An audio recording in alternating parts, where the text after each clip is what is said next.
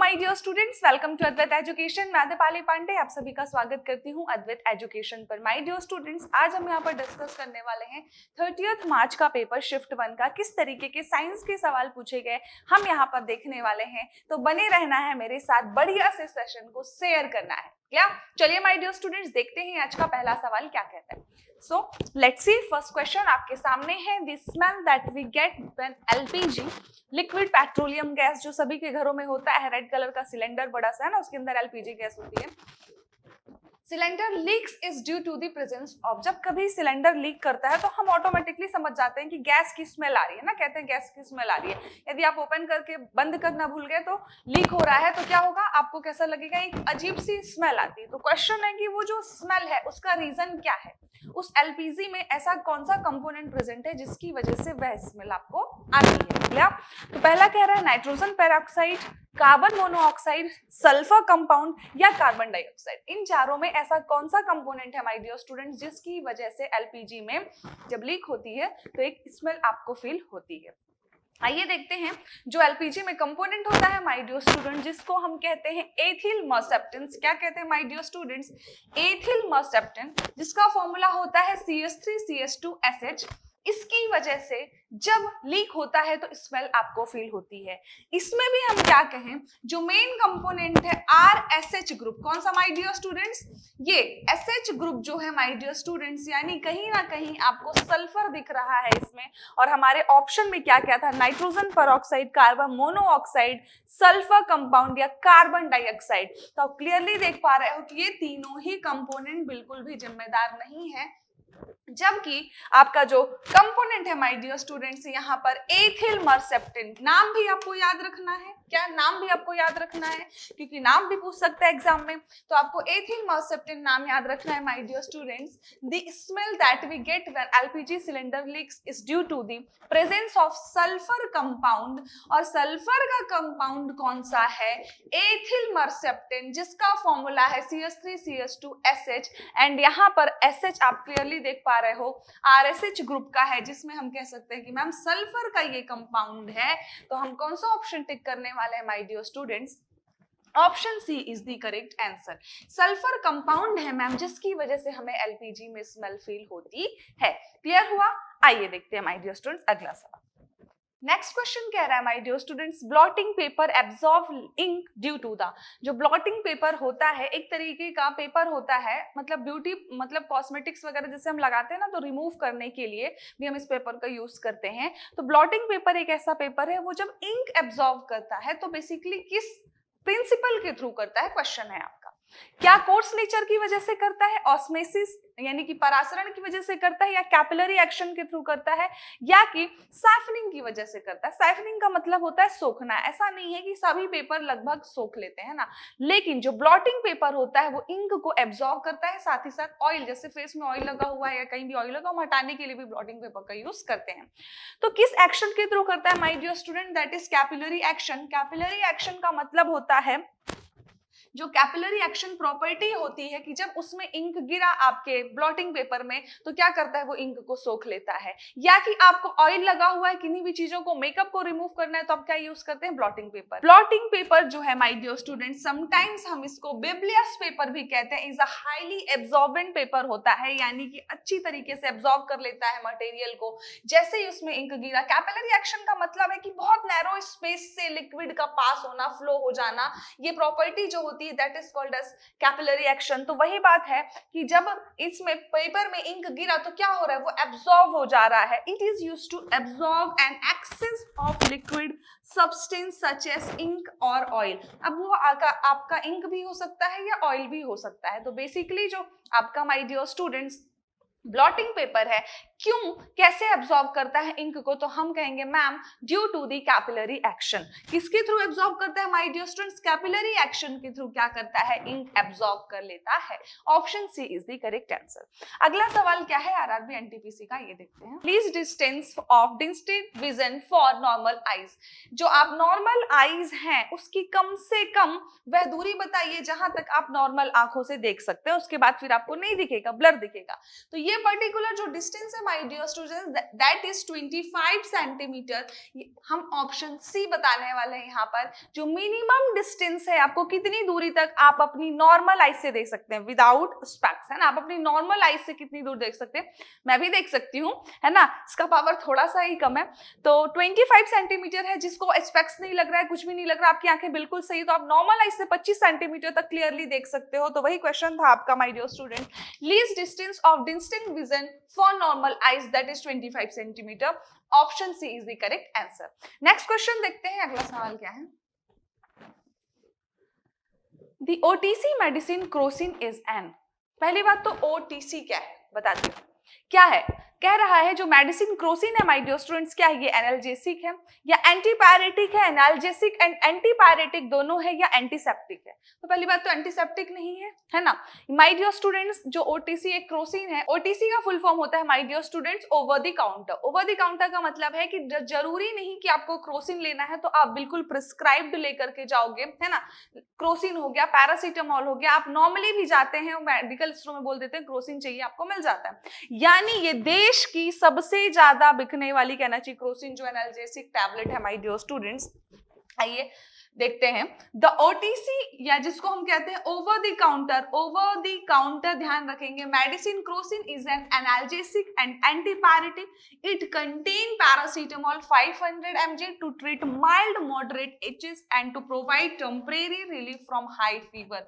यदि आपको बहुत तेज फीवर है तो उसके रिलीफ के लिए उसमें लगभग पैरासीटामोल बेसिकली किसके यूज के लिए होता है, फीवर के यूज के लिए होता है। क्रोसिन के अंदर लगभग 500 mg पैरासीटामोल होता है, रेस्ट ऑफ दी जो है निमोस्लाइड वगैरह होता है। यानी बेसिकली छोटे बच्चे हैं तो उनको लिक्विड फॉर्म में आती है क्रोसिन, बड़े लोग हैं तो उनके टैबलेट फॉर्म में आती है। ओटीसी का मतलब है ओवर द काउंटर, यानी आप विदाउट हेजिटेशन यदि डॉक्टर नहीं लिखा है तो आप जा करके बिल्कुल फीवर के लिए क्या क्रोसिन ले सकते हैं। देश में सबसे ज्यादा बिकने वाली जो एनाल्जेसिक है my dear students tablet that is Crocin, है ना। या इसका अनदर नाम जो हम बोलते हैं अलग से तो हम पैरासीटामोल भी बुलाते हैं ना। तो क्या ऑप्शन होने वाला है माय डियर स्टूडेंट्स, यहाँ पर क्वेश्चन है कि ओटीसी मेडिसिन जो है over the counter medicine Crocin क्या है एक तरह की, तो हम बिल्कुल कहेंगे माय डियर स्टूडेंट एनाल्जेसिक है, साथ ही साथ एंटीपायरेटिक भी है ना। तो एक एनाल्जेसिक टैबलेट क्या है, क्रोसिन है, जो क्या है ओवर द काउंटर है। बिल्कुल क्लियर। नेक्स्ट क्वेश्चन क्या है my dear students, pressure is measure in terms of. Pressure कई बार बताया है मैंने, कई वीडियोस में बताया है प्रेशर, है ना। बहुत अच्छे से इसका डायमेंशनल फॉर्मूला भी बताया था माय डियर स्टूडेंट्स। प्रेशर बराबर या दाब बराबर क्या होता है, दाब बराबर होता है मैम बल बटे क्षेत्रफल। होता है कि नहीं होता, बल या हम कहें फोर्स अपॉन एरिया। बस वही पूछा है यहाँ पर कि किस टर्म में मेजर किया जाता है, तो pressure is measured in terms of force and area. क्या mass density, work done, force and distance, no. Here option C is the correct answer ma'am, force and area के टर्म में measure किया जाता है। यूनिट पूछता तो हम क्या कर देते, न्यूटन पर मीटर स्क्वायर, है ना। तो इसकी दो यूनिट होती, पहली तो होती है एसआई यूनिट पास्कल, दूसरा होता है न्यूटन पर मीटर स्क्वायर भी होता है। साथ ही साथ हम माय डियर स्टूडेंट्स जो इसका डायमेंशनल फॉर्मूला यदि पूछता तो आप कैसे बनाते, डायमेंशनल फॉर्मूला पूछता तो आप बताते बल बराबर क्या होता है, द्रव्यमान गुणित त्वरण। तो F इज इक्वल टू क्या हो जाएगा, mL t to the power -2। नीचे क्या है, एरिया का स्क्वायर यानी L का स्क्वायर। तो इसका MLT फॉर्मूला हम बनाएंगे तो क्या बन जाएगा बेटा, mL to the power -1 t to the power -2। यानी मैम यदि डायमेंशनल फॉर्मूला पूछा तो हमने कैसे बता दिया कि फोर्स अपॉन एरिया हमको पता था, हमने क्या किया, न्यूटन मीटर स्क्वायर है इसका, तो फोर्स इज इक्वल टू क्या होता है, बल बराबर होता है मैम द्रव्यमान गुणित त्वरण। F इज इक्वल टू होता है ma, हमको पता है F is equal to ma पता है ना।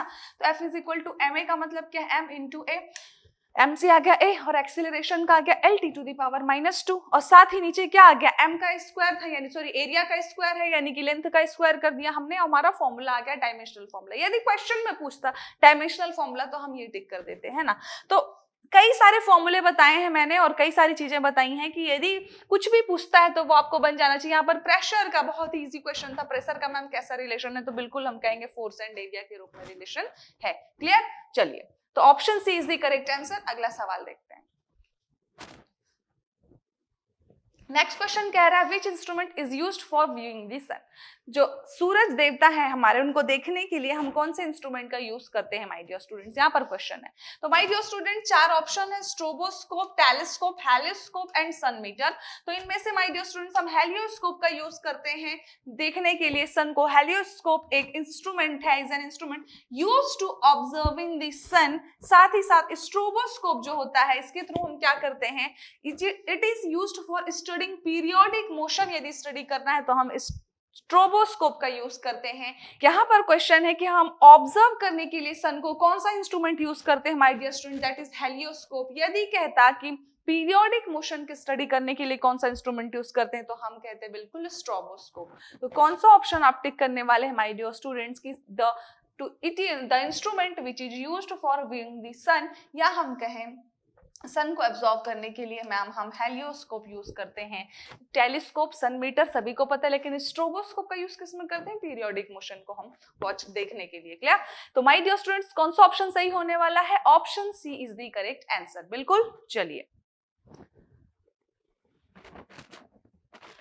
नेक्स्ट क्वेश्चन कह रहा है oncology is associated with the treatment of. Oncology जो है बेसिकली क्या कहलाता है ना, इतनी सारी लॉजीज है।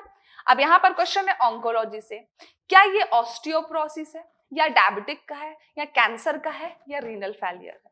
तो माय डियर स्टूडेंट्स हम चारों ही डिस्कस करने वाले हैं, है ना, कि चारों ही स्टडीज में क्या क्या है। तो डायबिटीज का ऐसा यहाँ पे कोई भी रिलेशन नहीं। ऑन्कोलॉजी जो बेसिकली होता है, it is the study of cancer. यदि हम कैंसर से रिलेटेड स्टडी करते हैं, that is called as oncology. Oncology is associated with the treatment of cancer. क्या कहलाता है, ट्रीटमेंट ऑफ कैंसर जो है, that is called as oncology. It is a disease which results from uncontrolled division of cell due to which the organ become malformed, है ना। तो my dear students cancer सभी को पता है। यदि हम कैंसर के ट्रीटमेंट से related the treatment of cancer study करते हैं, दैट इज ऑन्कोलॉजी। लेकिन यदि आए क्वेश्चन ऑस्टियोपोरोसिस क्या है, that is related to the calcium in bones, है ना, कि मतलब it is related to loss of calcium from bones. हड्डियों से क्या है, कैल्शियम की कमी हो गई है यदि, तो हम जो स्टडी है that is called as osteoporosis. Diabetic सभी को पता है, दैट इज शुगर, है ना। Diabetes is a metabolic disorder in which blood sugar level get affected. Blood sugar क्या होता है माय डियर स्टूडेंट, घट जाता है या बढ़ जाता है, हम कहते हैं ना sugar, that is diabetic.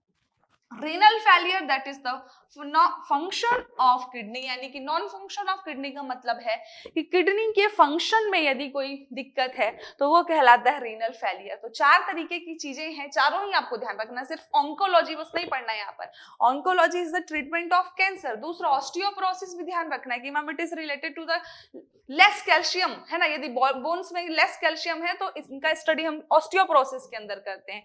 Third था डायबिटिक, तो it is related to sugar, ये सभी को पता है। चौथा है renal failure, that is related to the malfunctioning of kidney. Clear? चारों ध्यान रहेंगे। चलिए तो क्या टिक करने वाले हैं माय डियर स्टूडेंट्स, यहाँ पर हम टिक करने वाले हैं oncology is associated with the cancer. Option C is the correct answer. Clear? चलिए नेक्स्ट क्वेश्चन कह रहा है my dear students the richest source of vitamin D from food. Food से पूछा है क्वेश्चन, है ना। तो आप नॉर्मली हम क्या सोचते हैं, अच्छा विटामिन डी तो सनलाइट होगा, नहीं बेटा, सनलाइट नहीं पूछा है, यहाँ पूछा है निम्नलिखित में से चारों ही तेल के नाम दे दिया, बताओ विटामिन डी किस तेल से मिलता है। कॉटन सीड ऑयल से, ऑलिव ऑयल से, या कॉड लिवर ऑयल से, या सनफ्लावर ऑयल से। तो माय डियर स्टूडेंट्स सभी को पता है तो अच्छी बात है, नहीं पता है तो जान लीजिए। जो कॉड लिवर ऑयल होता है फिशेस में होता है बेसिकली, है ना। कॉड लिवर ऑयल जो होता है फिशेस में होता है बेसिकली, इसमें से आपको मिलता है क्या, the richest source of vitamin D is called liver oil, is oil extracted from cod liver. Clear? It is a fat soluble vitamin and is stored in the liver of vertebrate organism. Cod liver oil basically ही आपका vitamin D का source है, याद रहेगा। Is a type of fish type supplement like regular fish oil. It's high omega 3 fatty acid, इसमें बहुत अच्छा omega 3 content होता है ना। तो जो कॉड ऑयल है बेसिकली क्या है my dear student, vitamin D का बहुत अच्छा सोर्स है। तो क्या ऑप्शन होने वाला है मैम, कॉड लिवर ऑयल जो है वो क्या है, वो विटामिन डी का बहुत बढ़िया सोर्स है। Option C is the correct answer. अगला सवाल एनटीपीसी आरआरबी का देखते हैं, क्या पूछा है भाई। नेक्स्ट क्वेश्चन है, air pollution level is considered to be moderate if air quality index between. Air quality index कितने से कितने के बीच में होना चाहिए कि आपका एयर पॉल्यूशन मॉडरेट कहलाएगा। क्या कहलाएगा? मॉडरेट, है ना। पहले तो आपको समझना होगा कि जो पूरी कंडीशंस हैं एयर क्वालिटी इंडेक्स की वो हैं क्या क्या, है ना। And air quality index is an index which shows the pollution level in the air। आपकी हवा में, उस एटमॉस्फेयर के हवा में कितना पॉल्यूशन है वही बताता है एयर क्वालिटी इंडेक्स, है ना।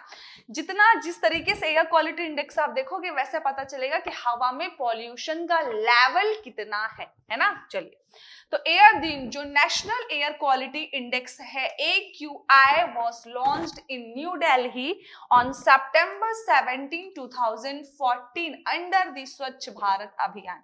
स्वच्छ भारत अभियान के तहत 2014 में दिल्ली में लॉन्च किया गया क्या? All India air quality index, यानी कहना चाहिए नेशनल एयर क्वालिटी इंडेक्स, जिसको हम AQI कहते हैं। तो समझना माय डियर स्टूडेंट्स कि जो एयर क्वालिटी इंडेक्स है आपका, यदि 0 से 50 के बीच में है, इसका मतलब है, सपोज करिए किसी शहर का, कैसा ले ले शहर, बढ़िया एकदम हरा भरा शहर, सपोज पचमढ़ी ले लो आप, है ना, एकदम ग्रीनरी फुल है, फुल ऑफ ग्रीनरी। वहां का एयर क्वालिटी इंडेक्स सपोज करो यदि 0 से 50 के बीच में है, यानी कि वहां की जो क्वालिटी ऑफ एयर है दैट इज एक्सीलेंट। मैम कैसे? वहां पे पॉल्यूशन ही नहीं है भाई, कुछ है ही नहीं है, ना फैक्ट्रियां हैं, ना व्हीकल्स है, ना ऐसा कुछ आना जाना है, बहुत एक बढ़िया टूरिस्ट प्लेस है। तो क्या हो जाएगा यदि 0 से 50 नहीं होते? पहली बात तो मैं बता दूं, एयर क्वालिटी एक्सीलेंट गुड तक मिलते ही नहीं है शहर, है ना। ऐसे एकदम पूरे ग्रीनरी वाले शहर है ही नहीं। तो हम ट्राई क्या करते हैं कि पॉल्यूशन तो नो डाउट होगा, क्योंकि कुछ ना कुछ पॉल्यूशन हो ही जाना है एयर में, लेकिन मैम पॉल्यूशन एटलीस्ट मॉडरेट तक हो, हमारी कोशिश ये होती है ना। तो हमारा क्वेश्चन यही था कि मॉडरेट AQI कितना होता है लगभग। यदि 0 से 50 के बीच में है आपका एयर क्वालिटी इंडेक्स, इसका मतलब है एक्सीलेंट एयर है वहां की, बहुत ही रेयर पॉल्यूशन, बहुत कम थोड़ा सा। यदि 51 to 100 है, इट मींस गुड क्वालिटी है एयर की। यदि 101 से 150 है, इसका मीन्स है लाइटली पॉल्यूटेड है, पॉल्यूशन आ गया, अब थोड़ा सा पॉल्यूशन हुआ। लेकिन 151 से 200 के बीच में इसका मतलब मॉडरेटली पॉल्यूटेड है।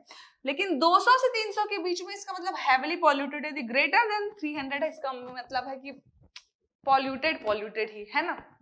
चलिए, तो हमारा क्वेश्चन था दिस वन कि मॉडरेटली पॉल्यूटेड जो है कौन सा कहलाएगा, दैट इज 151 से 200 के बीच में। कौन सा ऑप्शन टिक करने वाले माय डियर स्टूडेंट्स? हम लोग यहाँ पर मॉडरेटली वाला है मैम, ऑप्शन डी, 151 से 200 के बीच में, है ना। तो क्वेश्चन था air pollution level is considered to be moderate if air quality index between 151 to 200। Clear? चलिए, option D is the correct answer.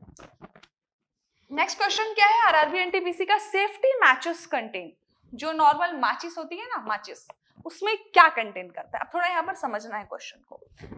क्या है? सल्फर, फास्फोरस, मैग्नीशियम या पोटेशियम? अब मैं आपको एक चीज दिखाती हूँ, यहाँ पर बढ़िया चीजें आपको दिख गई।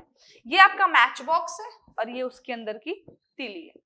तो माय डियर स्टूडेंट्स, क्वेश्चन है यहाँ पर, अब आप कंफ्यूज हो सकते हैं कि देखो मैच बॉक्स के ऊपर यहाँ पर भी एक केमिकल होता है और यहाँ पर भी केमिकल होता है, दो जगह केमिकल होता है, आप क्लियरली देख सकते हो। एक यहाँ पर होता है मैम कुछ इस तरीके का बना होता है ना, एक ये केमिकल होता है ऐसा रेड कलर का, और एक मैम यहाँ पर केमिकल होता है। सवाल था यहाँ पर, क्वेश्चन क्या है? सेफ्टी मैचेस कंटेन, जो माचिस होती है उसमें क्या होती है? तो जो मैच बॉक्स होता है माय डियर स्टूडेंट्स, यहाँ जिस तरीके की लाइनिंग टाइप दिखती है रेड कलर की, दैट इज रेड फॉस्फोरस। क्या होता है माय डियर स्टूडेंट्स? मैम ये रेड फॉस्फोरस होता है एंटीमनी के साथ साथ थोड़ा बहुत सल्फाइड होता है। और जो यहाँ पर माय डियर स्टूडेंट्स होता है, वहां पर क्या होता है? That is potassium chlorate and glass powder होता है। तो हमने दो चीजें देख ली, यदि इसके बारे में क्वेश्चन पूछता तो स्पेसिफाई कर देता। अभी हम क्या आंसर देने वाले हैं कि क्या पूछ रहा है? Safety matches contain, that is हम बोलेंगे फॉस्फोरस। यदि ऑप्शन में होता रेड फॉस्फोरस, व्हाइट फॉस्फोरस, तो व्हाइट हम पहले यूज किया करते थे, वो ज्यादा डेंजरस होने की वजह से अब हम रेड फॉस्फोरस यूज करते हैं। तो that is phosphorus is the correct answer here. तो ये था आज के आरआरबी एनटीपीसी के क्वेश्चन पेपर का डिस्कशन माय डियर स्टूडेंट्स। मिलते हैं नेक्स्ट लेक्चर में बढ़िया से नए डिस्कशन के साथ। Thank you class.